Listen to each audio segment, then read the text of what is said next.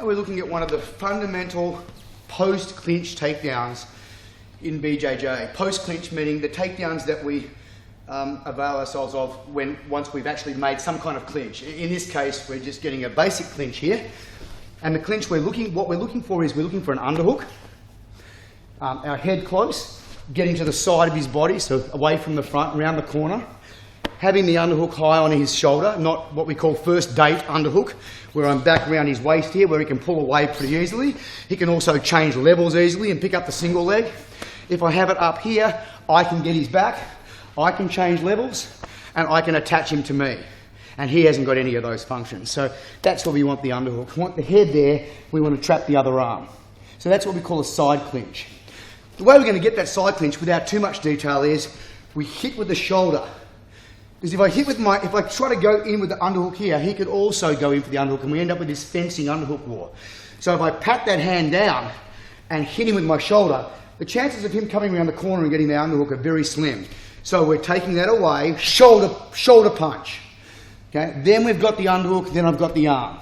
From there now we switch from this to a body lock. So if he lifts up his arm, so you can see the way my hands are locked up there. In MMA, we can keep the arm, but it's better for safety to let my partner go and just hold his body. Now, notice my leg. We call this Elvis leg. So I'm just using this kind of action here with my leg against the back of David's thigh. That's going to mess his balance up. Just that. My head drives right, my leg goes left. Once I feel him falling, I step over with this one, into the mount, raise my hands, hallelujah, hands hit the ground. The reason why I want to raise my hands up is because if I keep the lock on, my sitting up there, my head can spike the mat, and that could be dangerous. So I need to let him go before he hits the ground. Also, I know that once I've mounted, he's going to give a big bridge and roll to the left or the right, and I want to be ready to be able to keep my mount, just like we touched on in the mount to back drill. So there's quite a few points. Even though it's simple, there are a lot of details. 1, shoulder, underhook, arm, side, and ride that leg hard with my hip. 2, body lock. 3, Elvis leg, mount, hallelujah, and establish your position. So smoothly,